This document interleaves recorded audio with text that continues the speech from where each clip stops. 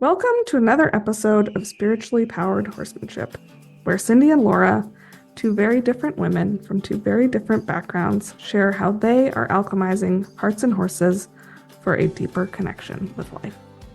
One of our deepest intentions on this podcast is to keep it real, because in our horsemanship journeys, there's no black and white. Nothing is for sure, and anything can change at a given moment. So in that, we're always going to share with you our intention for an episode, but Cindy and I are pretty good at calling each other forward and exploring something out of left field when we see that that person needs that support.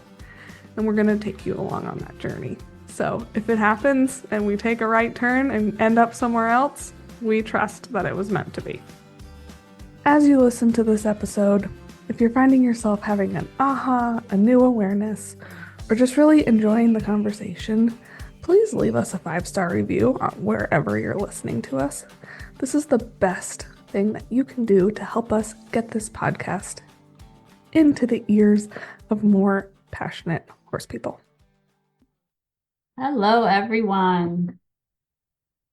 Today, our episode is a new perspective on problem solving.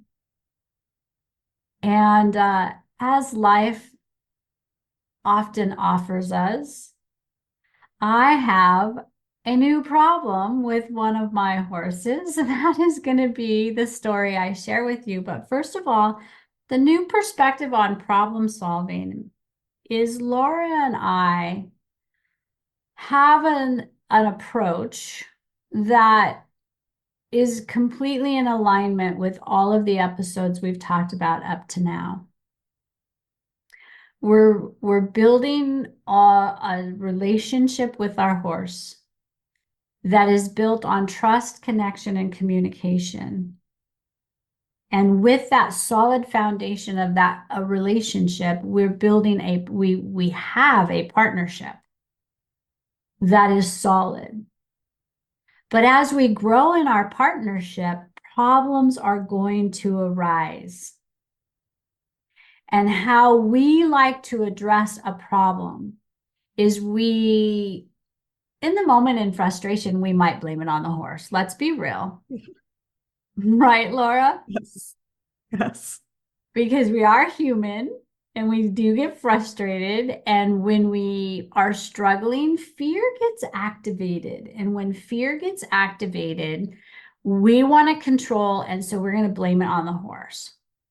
But then when we practice our breathing and we pause and we take those 4 deep belly breaths, get back in the present moment and grounded, we know it's not about the horse, even though the horse is demonstrating a struggle.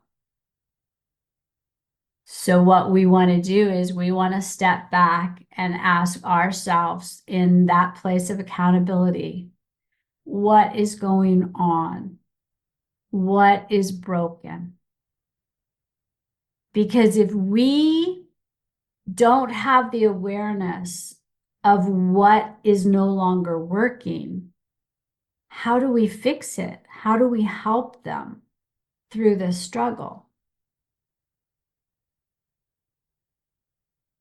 So that's our approach, is we're not blaming. The horse is giving us, remember in the other episodes I said, the horse is giving us the best answer they can based on the information we're giving them. So where has the disconnect come in? So what else am I leaving out in that, just in that perspective, Laura? Well, I think as you were talking, I was realizing, like, across the board in the horsemanship world, problem solving is typically like when something feels insurmountable. Like I've seen problem solving clinics. This horse bucks, this horse sets back, this horse kicks, like the big ticket, I'm unable to continue with my horse because I am not safe, comes up in the word problem solving. And oftentimes it's you got to go to a cowboy. Yeah. You got to find someone grittier than you to solve this problem. And in episode 1, when we talked about we want you to be the advocate for your horse. We want you to be the one who's there. And when you learn to break it down in the way that Cindy has just described and identify the exact reason, your horse is displaying a problem way before that first buck comes. Yeah. You tone your awareness, you're going to catch it way before you're in that dangerous situation. One of my agreements with my horses is I will never send you to a cowboy. Right. But that's a huge responsibility on me because I will also not have a dangerous animal that's going to hurt someone. To be honing my awareness and catching that step and addressing it where I see the tension and the uncertainty, not the over threshold explosion. Right.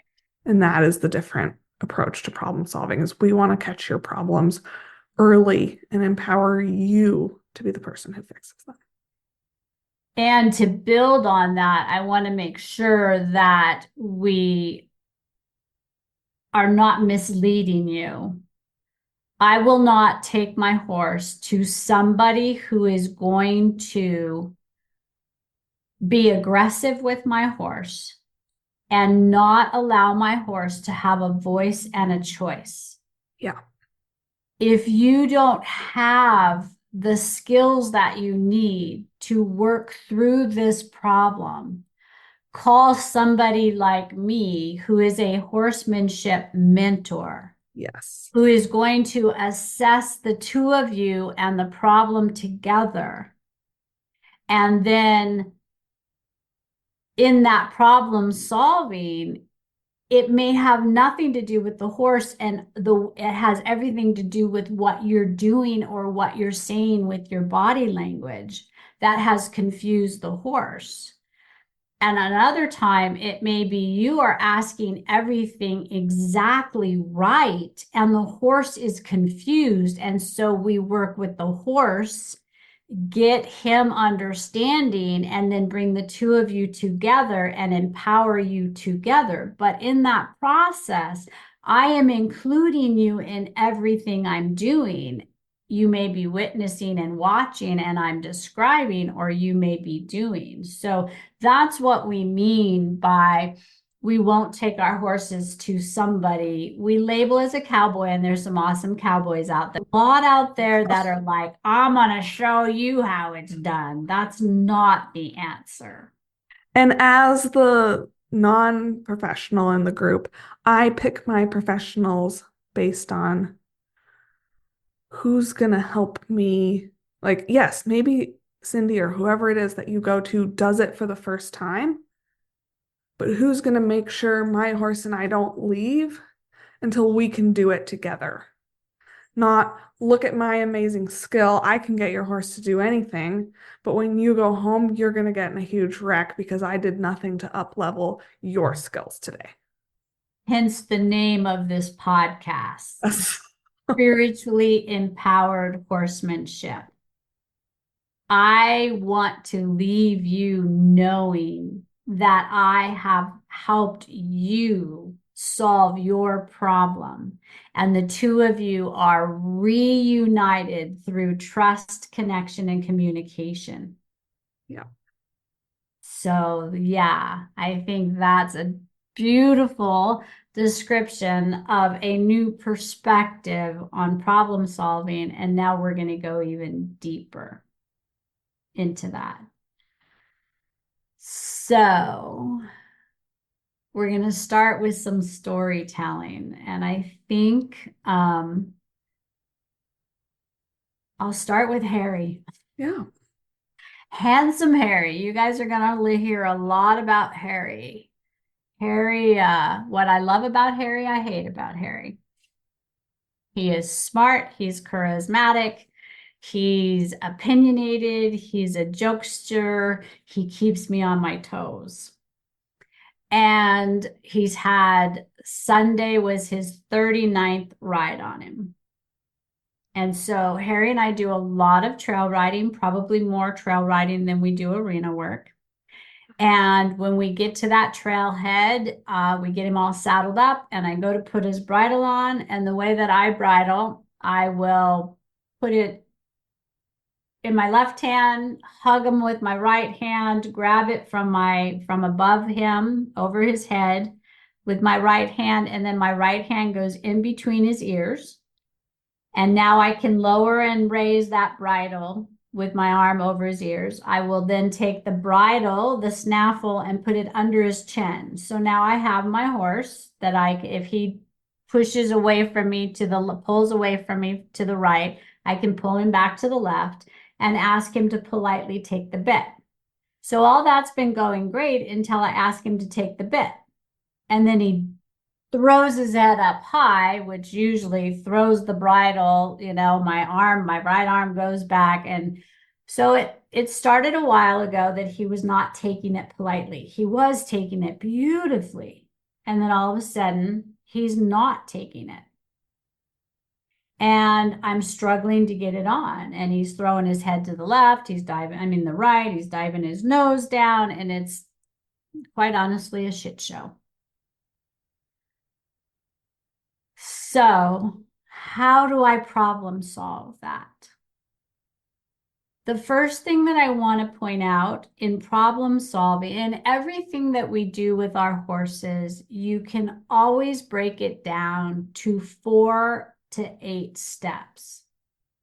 And if there's more than 8 steps, then I still like to break it down to the first 4, get that done, then the next 4, get that done. Because if you break it down into 4, it's easier. But I have found that most things we do with our horses has 4 steps.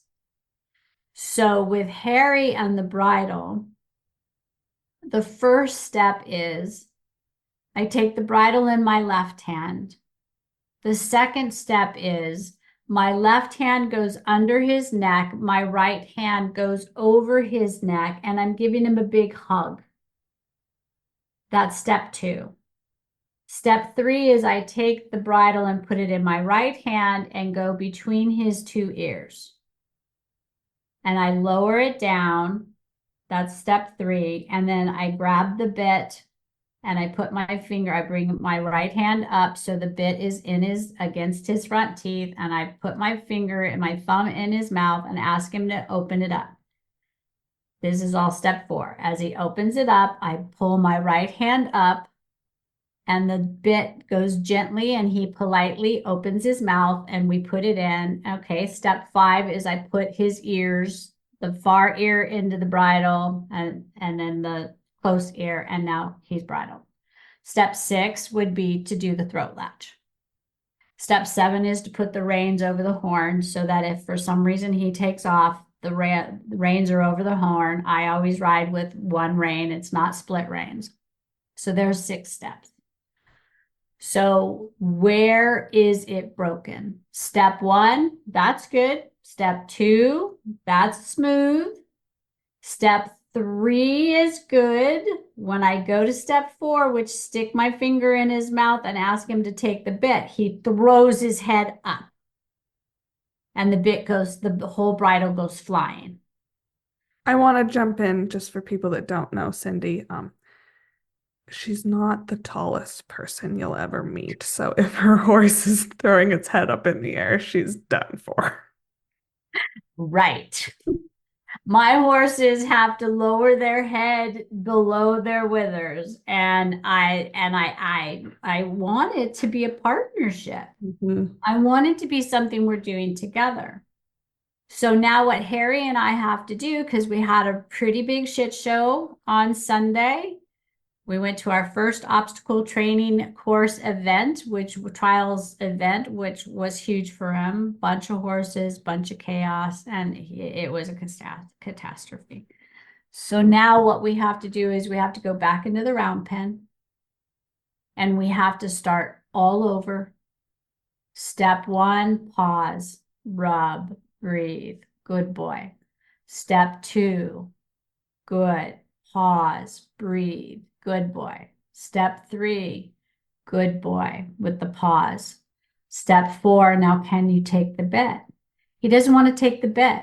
Where did it happen and why did it happen? My awareness is not there. I don't know.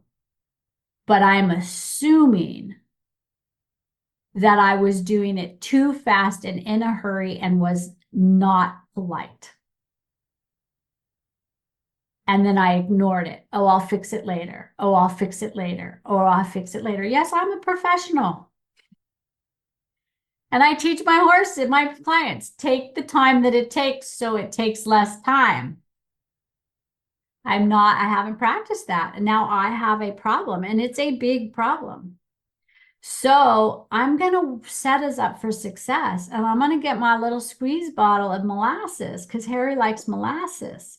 And I'm going to put a strip of that on the inside of that bit so that when I bring it up to his teeth, we're probably going to be both wearing molasses until he figures out, whoa, wait a minute, there's molasses on this. I don't want to throw it away. I want to lick it.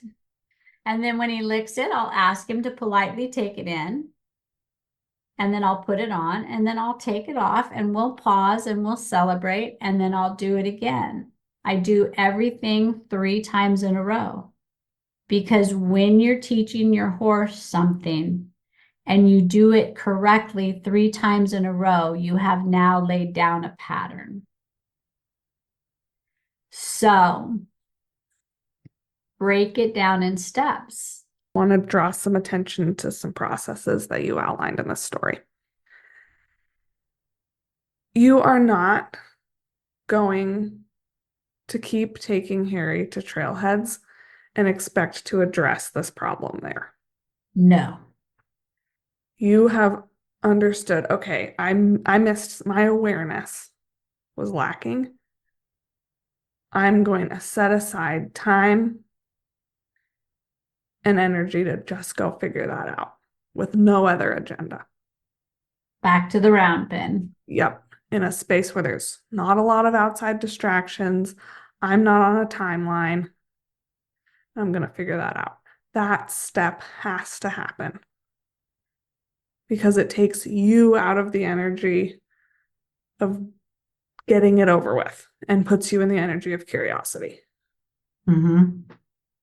And so you can't just be like, oh, I'm going to identify my steps and my problem next time I'm doing this while my friends are all standing around waiting. And then, you identified the step at which it's going to happen. But I know that when you're identifying the step, you're going to have your awareness on like what's coming up in that moment when he's doing it. And so when you say awareness, you're meaning self-awareness, horse awareness, Yes. and if I can recall, environmental Yes. awareness. And so you might find that he goes up to the round pen and puts the bit in his mouth and looks at you like, what's your big problem, lady? And then you're going to go, oh, okay, you were super overstimulated in your environment. So I need to take a minute to help you emotionally regulate in those environments before I ask you to take the bit. Ooh, and what you're making me think about when I'm hearing you say that, because it went well in the arena and the round pen at home. So is he overstimulated at the trailhead? And am I present and grounded and breathing? Or am I like, I got to hurry up and get tacked because I don't want anybody waiting for me? Or So where am I? is there a tension of Cindy is missing part of her finger because she lost it in a rope accident at a trailer? Hmm. Are you subconsciously rushing to get that moment over with because there's still a PTSD energy in your system somewhere? Hmm. Yeah, good food for thought. But all of this is not going to come out and get clear unless we open our awareness to it. Mhm. And start getting Start curious, getting curious. start asking questions. Yeah. Yep. Yeah, I notice a lot of my friends that I go trail riding with rush at the trailer because they're worried people are waiting on them. And I'm not waiting on you. I don't want to start in rushed energy. Mm-mm. Or sometimes, you got a late start and for me, when I get to carve out trail riding time for me, I only have so much time. It's only, it's like a 4 hour Right. slot I got to be back to feed or for the appointment or or the in a thing. lesson. Yeah. Yeah. Yeah. So it's yeah, there's a lot of reasons that hurriedness can be influenced, and there's no space for being hurried Yep. with a horse. Or you might open his mouth and see, oh, he has a tooth problem Yeah. or something No, like that. I've Already checked checked that. But that. that is part of your developing your awareness is there a physical reason why? Yep. And I guess that leads me right into my problem that I've been solving because MJ has her tendon injury. And back in 2022, I noticed things with the farrier were becoming more of a fight because it's hard for her to stand on that leg for a long time. And she was in a lot of resistance around it. And the farrier that I had at the time he's a really good guy, and I have so much love and respect for him because he helped me when MJ was unhandled and hardly halter broke when I got her to California. She was really raw edges, and she hadn't had consistent farrier care. And he was big and strong and clear and could get the job done, and that's what I really, really needed. Um, but he trims horses on an 8-week cycle, and that's his business model. And he doesn't really want to change that. I wanted MJ to be trimmed more often so that we could get through the trim quicker. And that wasn't really happening. And then we had to leave our barn. And so another friend of mine who's a farrier said, I'm going to come trim MJ every 6 weeks. You're going to trim her every 3, and I'm going to teach you. So now, 2 years later, I am MJ's farrier, but I have this constant up and down problem of when that tendon is flared up, she's very uncomfortable. And so I have to dance with honoring that while still getting the job done. Some logistical things that I've done is I just rasp every 2 weeks. I try to never have to use my nippers, like just credit card amount. If I can keep it where we are dialing in her hooves at the credit card amount level, I can be very quick for her. Are you saying credit Credit card, card? like the width of a credit card. That's how Gotcha. much hoof I'm taking off each I time. didn't know what that meant. Yeah, sorry. I Credit guess card? yes. Like 2 millimeters is what I'm maintaining so that I can, each hoof takes about 2 minutes. But I have a little bit more leeway for her when I know she's really uncomfortable. But then she's also the kind of horse where you give her an inch and she's going to take a mile. So right now she feels fine. And I trimmed her hooves 2 days ago and she was an absolute menace. And so she just doesn't want to she's a big floater and she puts her foot up on the stand so that I can rasp it. She wants to just float it there. But then when you're rasping, the hoof is going up and down. It's very frustrating. And then when you tell her to put her foot down, she does it for a minute and then she pulls the stand over and looks at you like, start again. And it's a very I get kind of this, I'm fucking with you, what are you going to do about it energy off of the.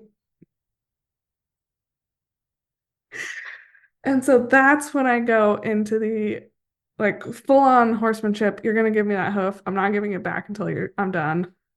You're fine. Mama bear in the house. And it takes 2 minutes of me setting that very clear boundary. And she goes, "Oh, fine. Here's my hoof." But then if she has a flare up, then we go back into I physically really struggle to stand on 3 legs. I have to flip my problem solving script. And then it becomes, um, I'm looking at the physical pain and how I can address the physical pain because it's not fair for me to have the same expectations for her in these two wildly different scenarios.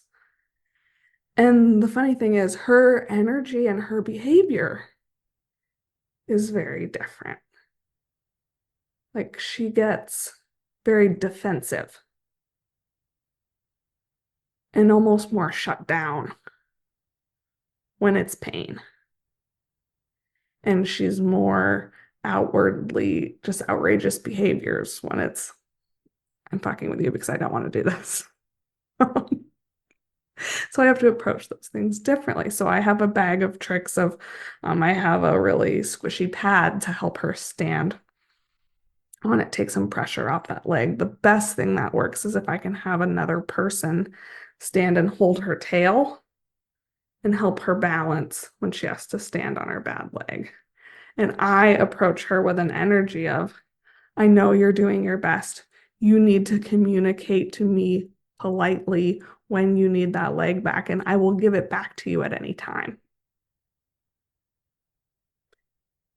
And when she gets defensive and shut down is when I missed that moment because I was super focused on just getting it done. Mm-hmm. But if I keep it so that, yes, I'm listening to you every time, and she just wobbles a little bit, and I say, you can have it back, she will stay with me and keep trying and keep trying. And so that was a major moment of clarity for me last week. Was the first time in about 3 months that I really looked at her and was like, you are not in pain. Mm. There is a different energy happening here today. And this is going to stop here today. And she was like, oh, mom has caught on. And so I solved the problem with kind of a strong approach of, nope, we're done when I'm done today. And there was a moment, because we talked about we're not always perfect in the moment, where I put her foot down and I looked at her and I said, I am pregnant, you asshole. I need you to work with me. That makes us human. But then as the words came out of my mouth, I took 4 deep breaths and how can I hold my boundaries and honor my horse? Mm-hmm. And then it went back, break it down. Just get her to put her hoof up on the stand. Don't worry about doing anything once the hoof is up there. Get that step down. Then she settled and we did the rest of the hoofs. And isn't it funny that horses are so much like little kids sometimes? There's always that question, are you my leader today? Are you my leader in this moment? Are you really? If you ask me and I say, I don't want to, are you going to move on to something else? So then I realize, oh, I don't have to. Or like with MJ, because she's injured, we want to still be able to get what we need to get done because that's important for her overall. Right. We can't have her hooves way long and out of balance or she's going to get hurt more. Yep. And she's like, oh, so mom's pampering me. So Yeah.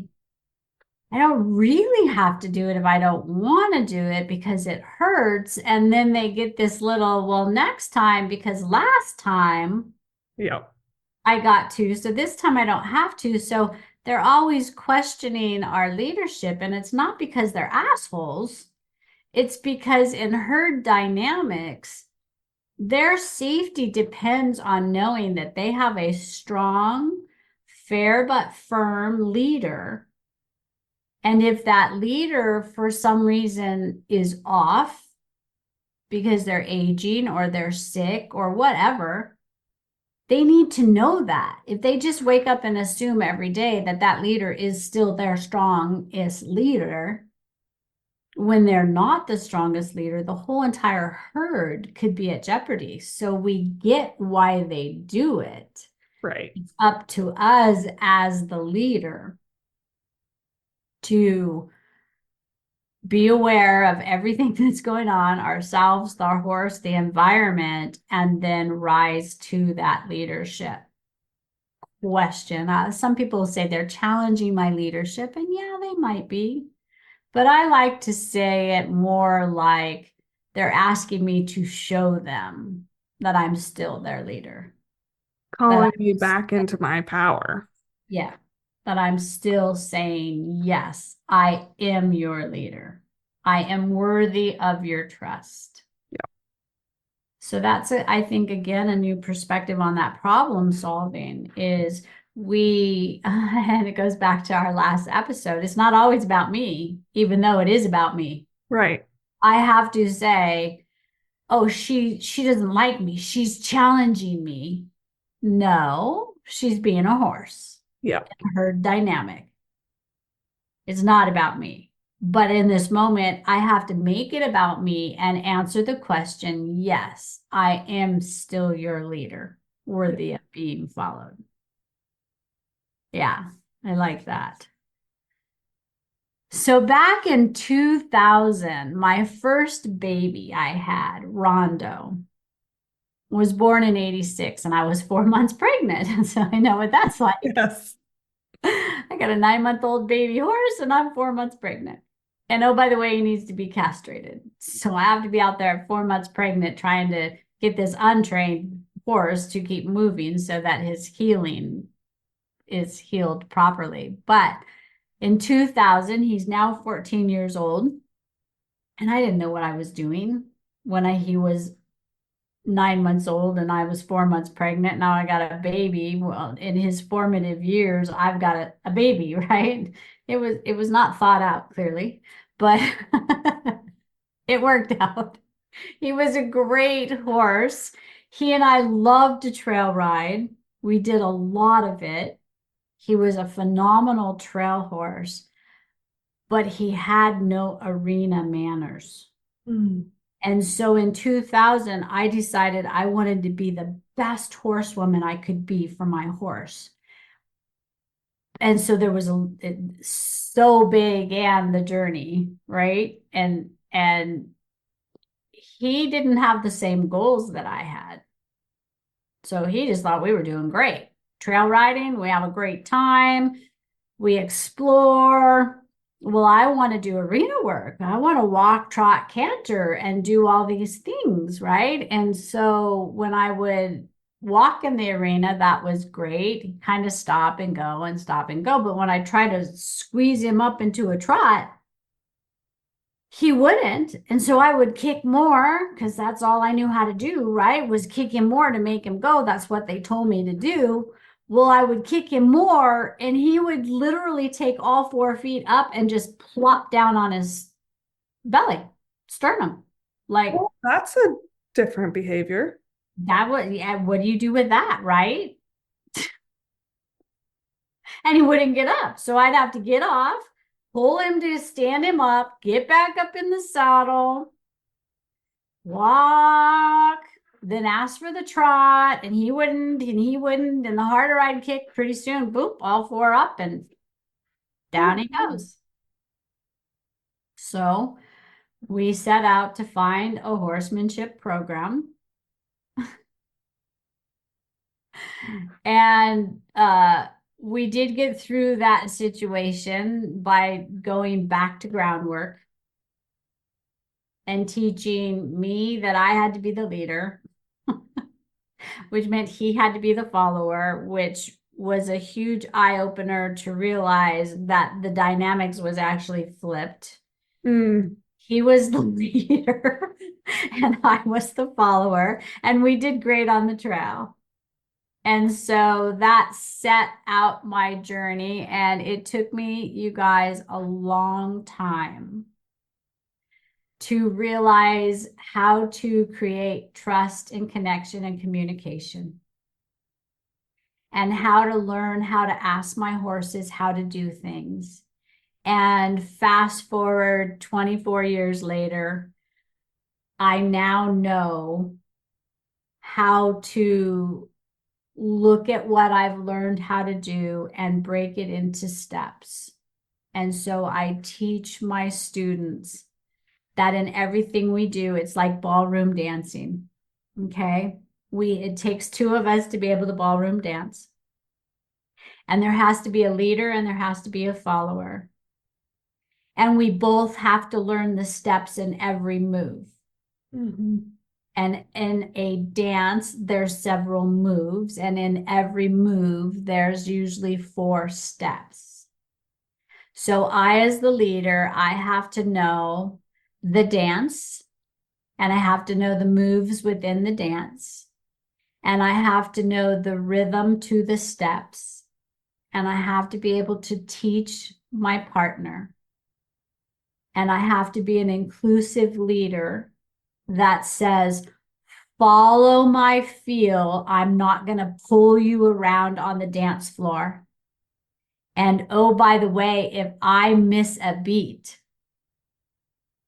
I trust you as an inclusive leadership relationship that you will fill in until I find the rhythm and take back over the lead. So it's taken me a long time to get there. And as a student and a teacher, I'm always asking, how do I break this down to teach it? Yeah. And then how do I put it together so we can slide and glide? So I would like to encourage you all to get on YouTube and pull up some ballroom dancing and think about it from the perspective that I just described.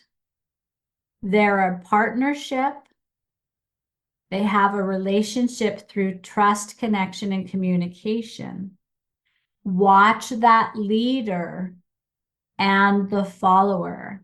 You are the leader and the horse is the follower in that team, and watch them slide and glide around that dance floor and then put you and your horse into a round pen, achieving different maneuvers. I teach a lot of patterns in my clinics. And because of those patterns, you have to break it down into steps. And then you have to teach each step of the pattern, and then you put it all together. And when you're learning, you find out where you're struggling, step 1, 2, or 3, you're struggling in teaching your horse how to do step 3. So you work on it and you work on it, and then you get it, and then you go back to step 1.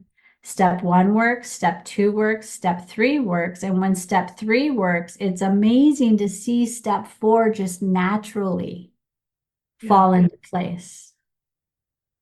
And then if it ever stops working, you know, because you thought about it. So how can you think of a time, Laura, that you and MJ have been trying to get something down and you had to break it down into steps? Because the whole thing, like you guys had been doing it forever and now it's not working. Yeah. Let me think of a right. No, that's not a good example because I was the problem. It wasn't a step problem. Well, this is kind of a good story anyway, so I'm going to share it while I think about. Because if you were the problem, you were missing a Um, step. one of my steps when I'm with my horses is I should be able just to completely saddle you and bridle you at liberty. And both of my horses I got on started them. And that became part of the process of the starting is I know you've fully accepted saddle and bridle when I can put you in an arena, tell you to stand, saddle and bridle you. MJ passed that with flying colors. And then about 8 months later, all of a sudden she wouldn't stand still to be saddled. And it took me a while to catch on because I was in a hurry and I didn't want to make my friends wait. And then all of a sudden there was wiggling at the mounting block. And then one day I was riding with the gal who owns my barn and one of her lesson students. I was bringing up the rear for them and I accidentally dropped my phone. Had to jump off of her on the trail, get back on. She did not want me to get back on. And I was like, what the heck? And then I realized, like, I started really looking at my saddle. Because what happened is I adopted a skinny little Arab who is half quarter horse genetics. And in a year and a half of riding her, she grew out of her saddle. Oh, And it hurt. And it took the escalation of, I really don't want you to get back on me for me to figure that out.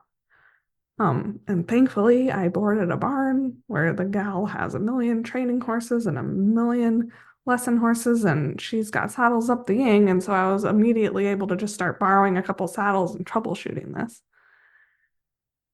And it went away. But that was one that we didn't talk about in your problem solving. Is it the equipment that you're using in some way? Because she immediately went back to I'll be saddled ground tied anywhere as soon as I stopped using that saddle. yeah. Um, So yeah, I mean, there were your steps, but you had to get curious. You had to become aware of you, aware of her, aware of the environment, and and your tack. I think that's really important that we put that in there because it goes back to the bucking. yeah, Your horse is not a bucker, and all of a sudden it starts bucking. People are blaming that it's a behavioral problem. Yes, it is, but that's not the root of the problem. The first thing that when my clients say, all of a sudden my horse won't stand to be mounted, or he started bucking when I'm asking it to do something, the first thing I do is rub my hands down their back. And if there's not a sore back, then I'm going to go for those ulcer acupressure points mhm, because it's either a sore back or the horse has ulcers. yep, Very good point that you bring that up. And gosh, we are definitely going to have episodes on ulcers and yeah. backs. And in this, horses are so trainable. I could have gotten bigger and stronger with her and trained her to stand still and take that. I did in the moment. Oh, what's your problem? Stand still, get on. I went and did the rest of the ride. And while I'm riding, I'm running through in my mind, why the heck is this happening? Exactly. But if I very well could have taken the edge off of that communication from her. And then 2 months later, gotten in a huge wreck when she finally said I couldn't take this anymore and bucked until I came off.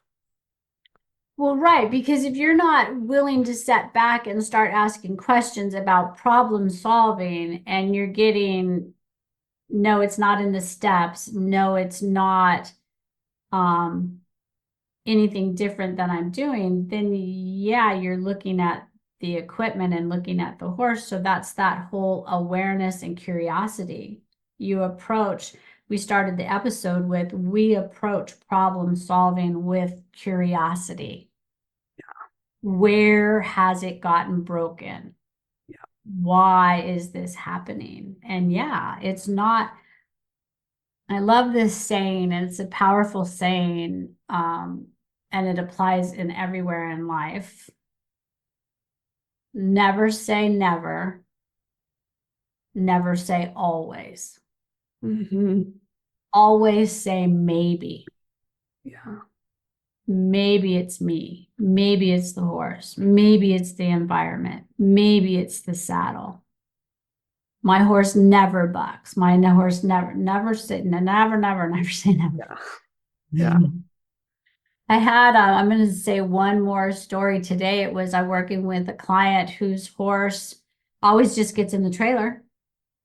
The other day, she was going to a 3-day training. She put the horse in the trailer, tied it. The horse sat back, had a fit, she had one of those bungee type things that you clip up to, it's already clipped in the trailer and you just clip it onto the bridle. I mean, the halter, the horse sat back, broke it, and ran out. And so now she's traumatized, the horse is traumatized. And so today's session was let's work on trailer loading. Yeah. And so the first thing I explained to her is I'm going to break it into steps to see where we're at. And so first I worked the horse on the ground to make sure we had the trust and the communication and the connection. And then I asked, first step was, can you get 4 feet close to the trailer? Perfect, no problem. Second step was, can you get all the way up to the trailer and stand confidently? Step 2 was perfect. Step 3 was, can you step into the trailer?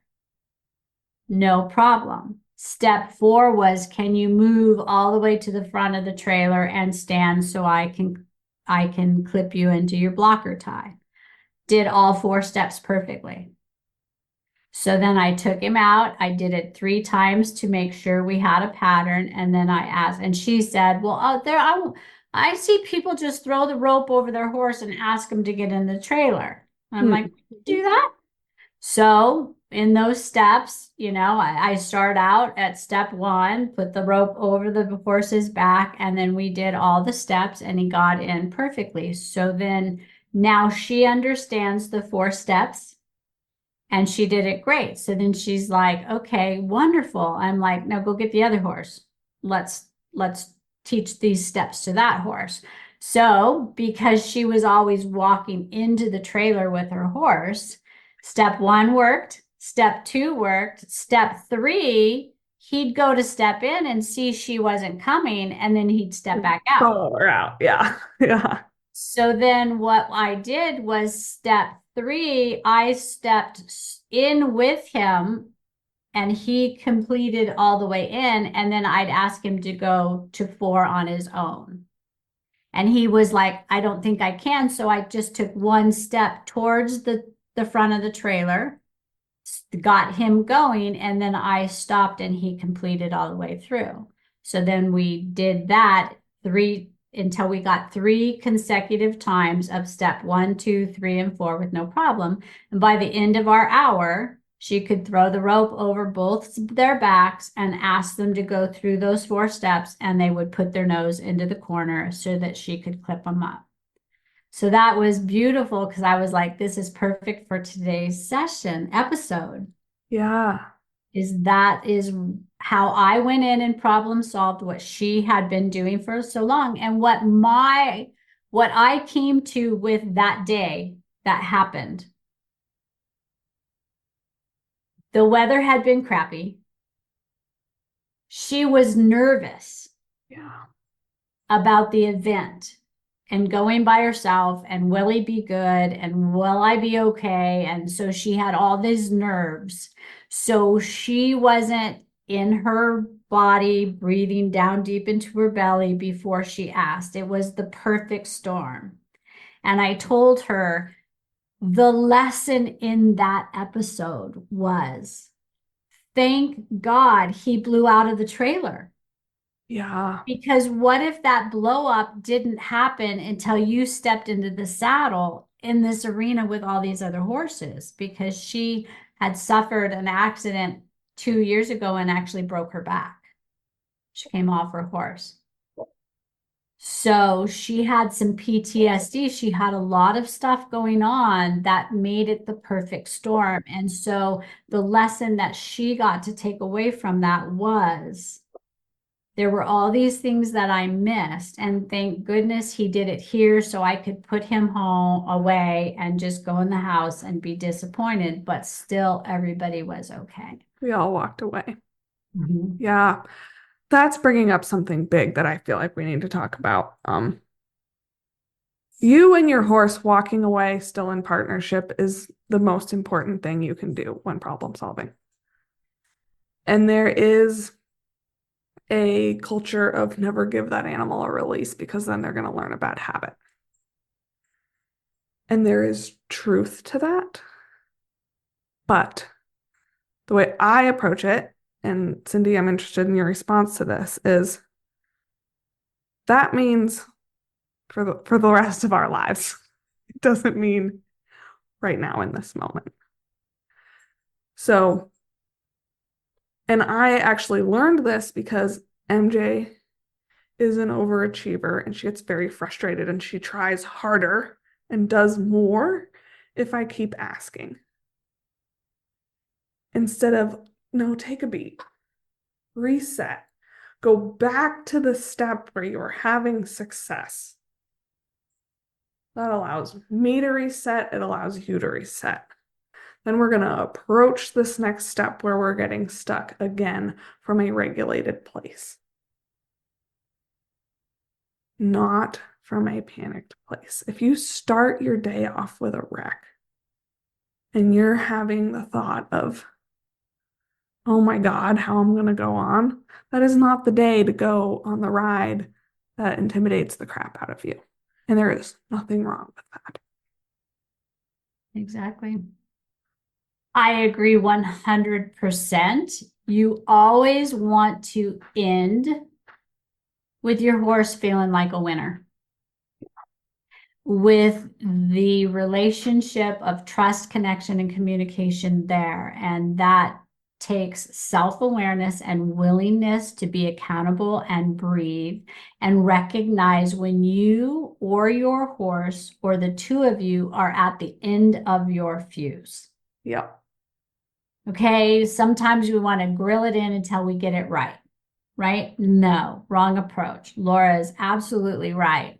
Stop where you can walk away with that relationship and that partnership still intact. It may not be warm and fuzzy, Yeah. but is intact. So I'm going to use the scenario of the perfect storm of going to that show, because I don't want my horse to think they can pull back, blow up, run out of the trailer, and we're done. I don't want to leave on that note. But clearly, we are not in the place where we want to be to go to something like that, where we're both going to be pushed out of our comfort zones. And was someday we're going to get into these 3 zones and we're going to be totally in our learning zone and maybe tipping into the panic zone and very often through that day's event. So when I ask my horse to go into the trailer and he blows up and breaks the rope and out he goes, I'm going to go grab my horse. I'm going to breathe with him, let him come down, let him, both of us emotionally regulate and reset. Then I'm going to ask him to move his feet on the ground, doing some groundwork, doing some circling, disengaging your hindquarters, because I want to get his mind coming back to me. You're going back to stuff that he knows incredibly well, Yes. has confidence in. So you can And like, here's where we are operating as a team and all is well. exactly. What I'm doing is I'm going back to the connection. Can we move together as a team on the ground, doing things that we've been practicing for a long time? Then I'm going to say, can you take step 1? Mm-hmm. Can you take step 2? Step 1 is 6 feet away from the trailer. Step 2 is up against the trailer, and can you touch the floor with your nose? Great. Now, if that's hard, if getting them to step 2 is hard, and he really, really tries and he touches with all his might, I'm going to rub him on the shoulder and we're going to go have some grain or some grass. Later on, we'll come back to step 3 and 4. But we leave with him feeling like a winner. And you feeling like a winner. Yeah. So in doing that, if you're freaked out, because I have a little bit of trailer trauma because I got cut, my horse was in a blocker tie, but he pulled back and the rope got me under the chin and slammed my head into the side of the trailer, like bam, whiplash. So I navigate nervousness of standing in there, and we're gonna do an episode on safe training. If your horse confidently gets to step two, but you're feeling inside that you're falling apart at step two, it's still okay to stop at step two. Yeah. Always, always end on a positive note. And if it's a total shit show,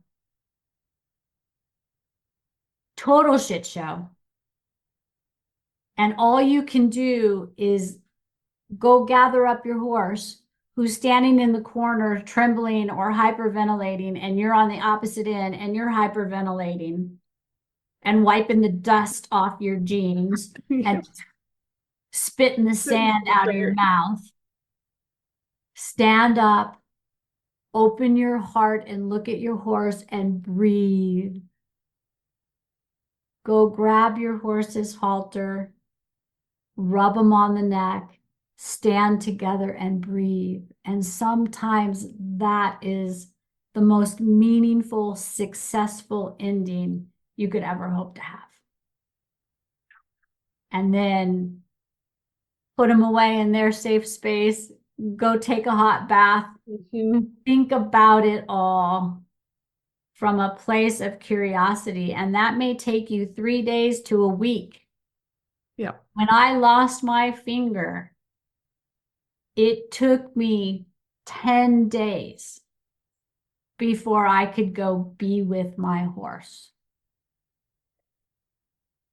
But when I was able to go be with him, we bonded and we connected and we cried. And yes, that's another story. My horse literally cried with me.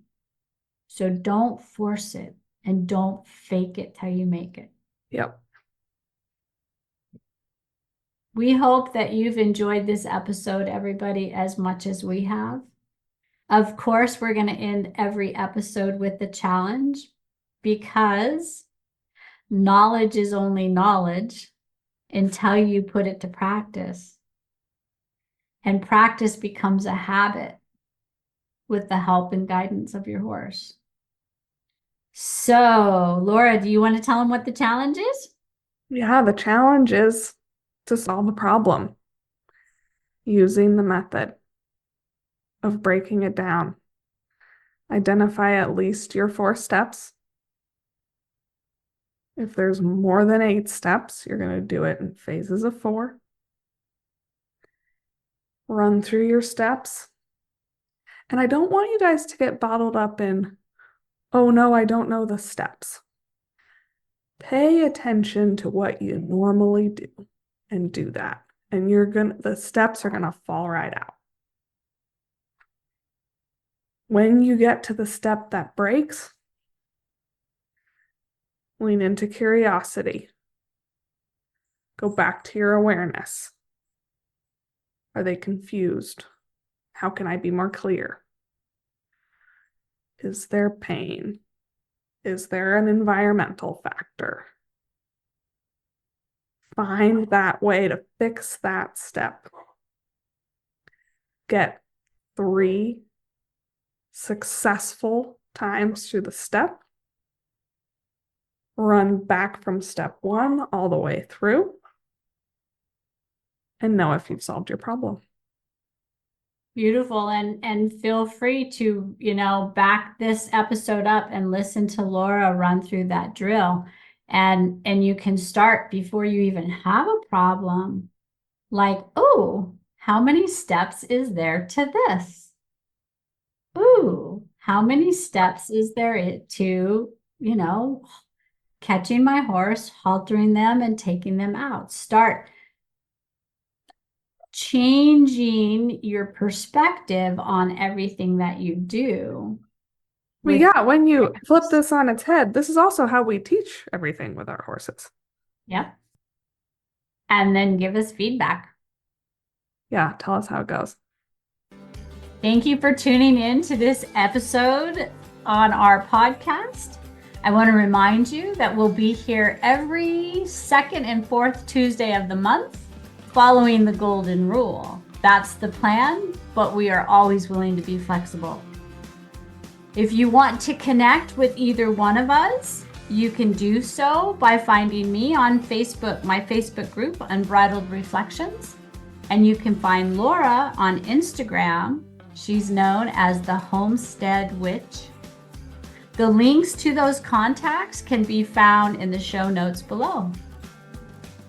Don't forget, if you learned something new today, had an aha, or walked away with a valuable nugget of awareness, you can say thanks by leaving us a review on whatever platform you're listening on.